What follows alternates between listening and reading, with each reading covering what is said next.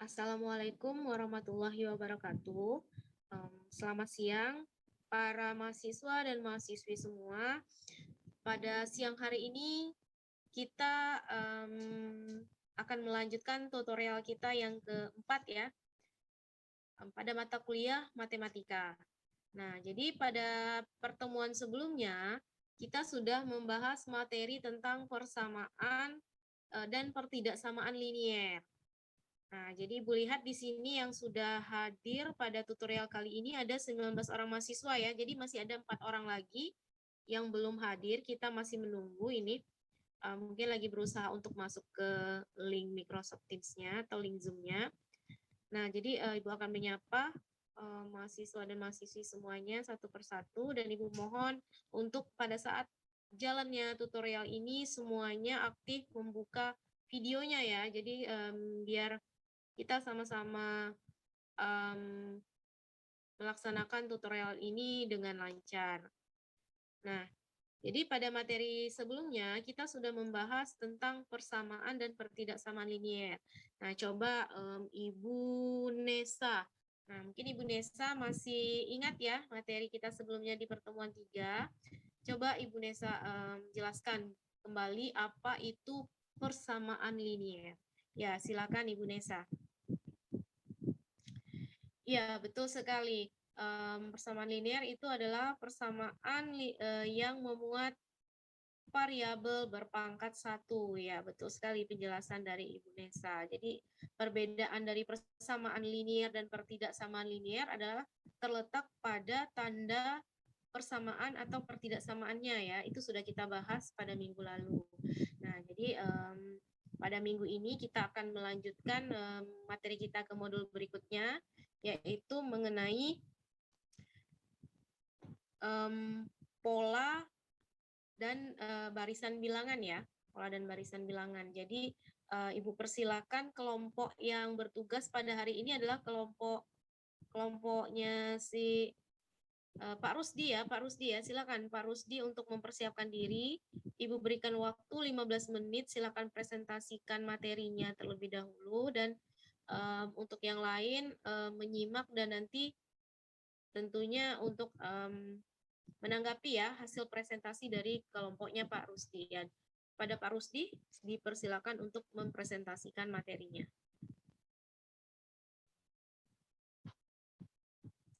Ya, terima kasih ya Pak Rusdi sudah mempresentasikan hasil dari diskusi bersama dengan teman kelompoknya ya tadi ya. Nah, tadi juga sudah ditanggapi oleh beberapa teman dan ada beberapa pertanyaan yang Ibu simak tadi ya dari diskusi kita pada hari ini. Jadi Ibu akan sedikit mereview atau Ibu akan sedikit menjelaskan mengenai materi kita pada hari ini, yaitu pola dan barisan bilangan. Nah, bisa dilihat di tampilan di slide. Sebelumnya akan Ibu tampilkan dulu, ini adalah peta konsep kita pada hari ini ya. Nah, di peta konsep ini, barisan dan deret bilangan itu akan mempelajari masalah pola bilangan, kemudian ada barisan bilangan, dan ada deret bilangan. Nah, jadi ada 3 KB yang kita pelajari pada modul ini ya. KB pertama mengenai pola bilangan itu berisi tentang pengertian apa itu bilangan, kemudian pola-pola yang ada di dalam bilangan tersebut. Nah, berikutnya ada barisan bilangan. Nah, barisan bilangan itu sendiri dia memiliki beberapa jenis ya. Jenisnya yaitu ada barisan bilangan aritmatika, kemudian ada barisan geometri. Nah, yang sudah dijelaskan tadi oleh Pak Rusdi adalah tentang barisan bilangan aritmatika dan geometri ya. Nah, ini yang akan kita bahas pada hari ini, yaitu barisan bilangan aritmatika dan geometri. Kemudian ada juga deret bilangan aritmatika dan geometri. Nah, kedua barisan dan deret ini itu mempunyai masing-masing mempunyai sifat dan rumusnya masing-masing ya. Nah, seperti yang sudah dijelaskan oleh temannya, pengertian dari barisan bilangan ya. Jadi untuk barisan aritmatika, ilustrasinya bisa dilihat di slide yang Ibu tampilkan. Di sini ada korek api sebagai media pembelajaran barisan dan deret. Nah, jadi kalau kita ingin menjelaskan nantinya dengan siswa kita, ini bisa menggunakan benda konkret seperti ini. Ini contohnya adalah yang sederhana saja, yaitu adalah korek api ya. korek api yang batangan, itu kalau kita susun, itu bisa membentuk seperti ini. Ini contoh penyusunan korek api yang kita bentuk dalam pola persegi ya. Nah, ini dalam pola persegi, bisa dilihat. Nah, pola pertama itu ada 4 korek api ya. Dia akan membentuk suatu persegi. Kemudian ada berikutnya ada 2 persegi, 3 persegi, 4 persegi, dan 5 persegi. Nah, berikutnya bisa juga dibentuk pola segitiga seperti ini. Nah, ini juga dari batang korek api tadi, pola segitiganya. Jadi kalau pola segitiga, satu segitiga itu ada 3 korek api ya tentunya. Nah, jadi dari masing-masing kedua pola ini tentunya nanti akan muncul pertanyaan ya. Kalau untuk pola persegi itu batang korek api yang kita hitung adalah yang pertama untuk satu buah persegi itu memerlukan 4 batang korek api. Nah, sedangkan untuk pola persegi berikutnya itu membutuhkan 7 batang korek api, berikutnya 10, kemudian 13, dan selanjutnya adalah 16. Nah, sedangkan pola segitiga itu dia membutuhkan 3 batang korek api untuk membuat pola segitiga. Selanjutnya pada 2 segitiga dia membutuhkan 5 batang korek api, 7 batang, 9 batang, dan 11 batang korek api. Nah, jadi dari sini kan nanti akan muncul pertanyaan. Untuk pola persegi berapa batang korek api yang akan dibutuhkan? Tentunya saja kita tahu ya, bisa dihitung bersama ya, kira-kira berapa? Ibu Mary ya, silakan Ibu Mary menyampaikan pendapatnya dari pertanyaan yang Ibu tampilkan ini ya. Untuk pola persegi berapa batang korek api yang dibutuhkan? Kemudian pada pola segitiga berapa batang korek api yang dibutuhkan? Kemudian kenapa kok tidak sama? Nah, kenapa kok tidak sama? Dia akan berbeda ya antara pola segitiga dengan pola persegi tadi. Kenapa sih bisa jumlahnya tidak sama? Nah, kemudian ada beberapa pertanyaan di situ juga. Perhatikan angka yang menunjukkan jumlah batang korek api untuk menyusun pola. Kemudian apa keistimewaan antara pola persegi dan pola segitiga. Selanjutnya untuk satu kotak korek api itu nanti dapat kita hitung kira-kira dia dapat menyusun sampai suku ke berapa. Ya, tadi kan sudah dijelaskan oleh temannya apa itu suku dalam barisan bilangan. Nah, berikutnya jika ingin menyusun pola persegi atau segitiga sampai suku ke 10, ada berapa kotak korek api yang dibutuhkan. Nah, ini adalah bahan untuk diskusi kita ya. Silakan ada yang mau menanggapi dari pertanyaan yang Ibu tampilkan ini. Iya, silakan Ibu Mary ya. Ya, silakan Ibu Mary. Bagaimana tanggapannya? Iya, baik sekali. Ya, bagus ya. Sudah baik pemaparan dari Ibu Mary. Jadi untuk pola persegi tadi ada 4 batang korek api, kemudian pola segitiga ada 3 batang. Tentu saja dia berbeda antara persegi dan segitiga ya, karena dari bentuknya saja. Kalau persegi dia memiliki 4 titik sudut dan segitiga memiliki 3 titik sudut. Ini sudah sangat benar sekali jawaban dari Ibu Mary ya. Nah, berarti ini sudah paham ya mengenai barisan bilangan. Nah, tadi juga sudah dijelaskan ya mengenai pengertian dari barisan aritmatika. Ya, ini bisa kita lihat pada tampilan slide-nya. Barisan bilangan itu adalah bilangan yang disusun dengan suatu aturan tertentu. Jadi ada pola di situ. Nah, ini salah satu contoh dari barisan bilangan. Ini barisan bilangan asli ya.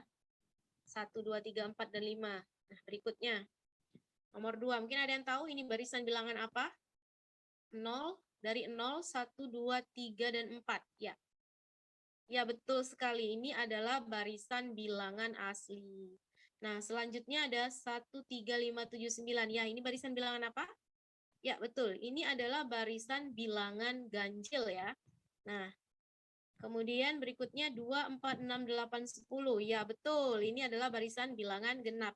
Nah, jadi beberapa contoh barisan bilangan ada keempat contoh barisan bilangan ini, dia memiliki pola tertentu atau aturan tertentu. Kalau yang untuk nomor 1, kira-kira itu antara suku pertama dan suku keduanya itu kan sama ya, dijumlahkan 1 saja. Begitu juga dengan barisan bilangan asli. Nah, untuk barisan bilangan ganjil dan barisan bilangan genap, itu masing-masing penambahannya adalah plus 2. Ya. Jadi polanya sama, polanya adalah pola tertentu. Nah, ini 1, 3, 6, 10, 15. Nah, kira-kira ini barisan bilangan apa? Ya, ini adalah barisan bilangan penjumlahannya, barisan bilangan ini ya, barisan bilangan yang penjumlahannya plus 2. Ini plus 2, kemudian lanjut plus 3, plus 4, plus 5. Jadi penjumlahannya itu selalu ditambahkan 1. Nah, begitu juga dengan yang keenam ini. Nah, ya. Ya, jadi ini tentunya setelah mempelajari mengenai barisan bilangan sudah bisa ya menentukan rumus suku KN-nya atau UN seperti yang sudah dipaparkan oleh kelompok Pak Rusdi tadi ya. Nah, ini ada barisan aritmatika. Pengertiannya ini ya, barisan aritmatika merupakan barisan dengan beda yang tetap antara dua suku berikutnya, berurutan ya. Jadi bedanya itu kita lambangkan dengan B kecil. Itu B kecil itu kita baca dengan bedanya ya. Nah, ini salah satu contohnya. 1357 itu memiliki beda yang sama antara 1 dengan 3, bedanya adalah 2, antara 3 dan 5 itu juga bedanya 2. Begitu juga dengan contoh 2 dan 3, itu bedanya sama ya. Nah, ini banyak contoh-contoh yang lainnya ya. Jadi ini cara menentukan suku ke N barisan aritmatika seperti yang sudah dijelaskan tadi. Untuk suku ke N rumusnya adalah UN ditambahkan AN kuadrat tambah BN tambah C ya. Nah, ini adalah rumus suku ke N. Nah, ini. UN ada sama dengan A tambah N kurang 1 dikalikan dengan B. Nah, U adalah suku ke N, jadi suku ke berapa? Kalau ingin mencari suku ke 1, tentu saja U-nya berubah menjadi U1. Kemudian kalau ingin mencari suku kedua, berarti jadinya U2. Nah, kalau untuk nilai A itu adalah suku pertama dari deret bilangannya, kemudian N itu adalah banyak sukunya, kita kurangkan dengan 1, baru kita kalikan dengan bedanya ya. Nah, ini ada contohnya untuk menentukan suku ke-30 dari barisan 1, 3, 6, dan 10. Nah, yang akan ditentukan adalah suku ke-30. Maka kita dapatkan rumusnya adalah setengah dikalikan dengan 30. 30 itu adalah N-nya. Kemudian 30-nya ditambah 1. Ini kan N tambah 1 sesuai dengan rumus tadi ya.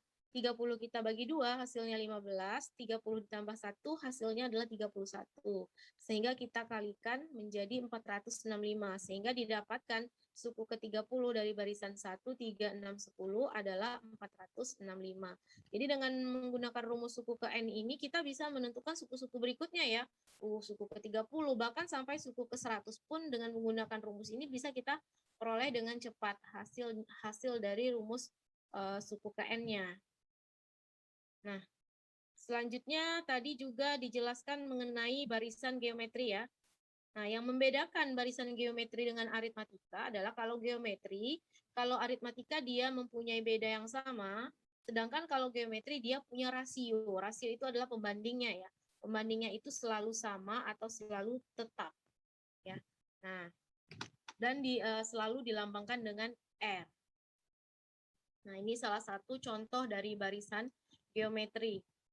Nah, barisan geometri untuk mencari rasio, gimana tadi kira-kira ada yang masih ingat penjelasan dari temannya untuk menentukan rasio dari barisan geometri?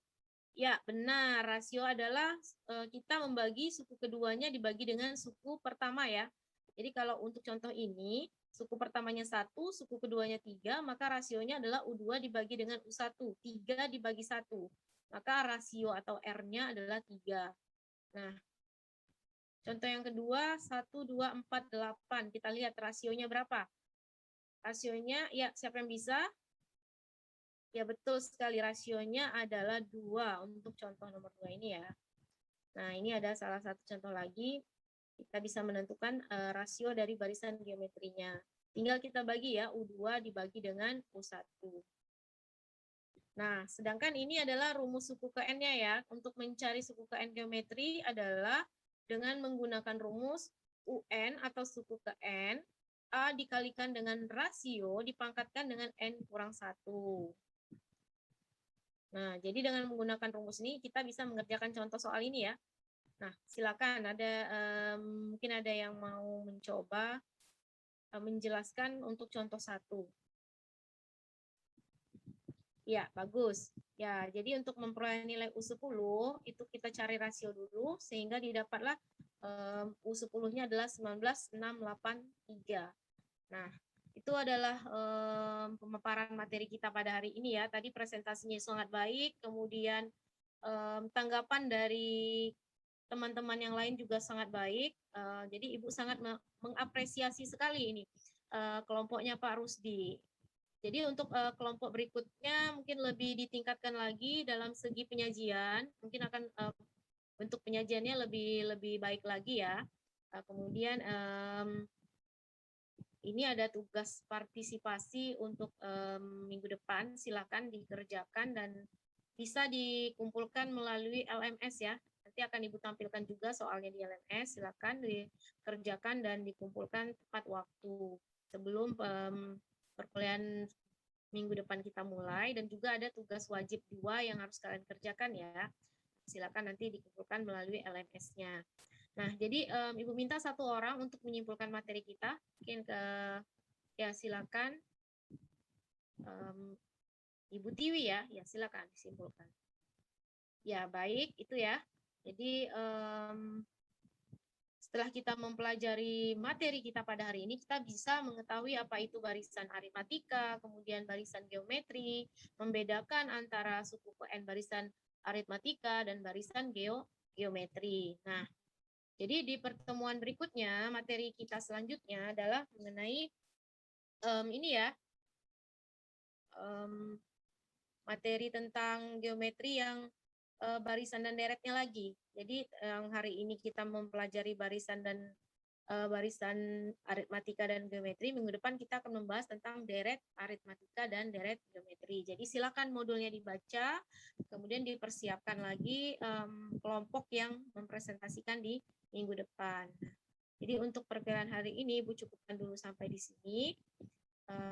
Akhir kata Ibu ucapkan wassalamualaikum warahmatullahi wabarakatuh.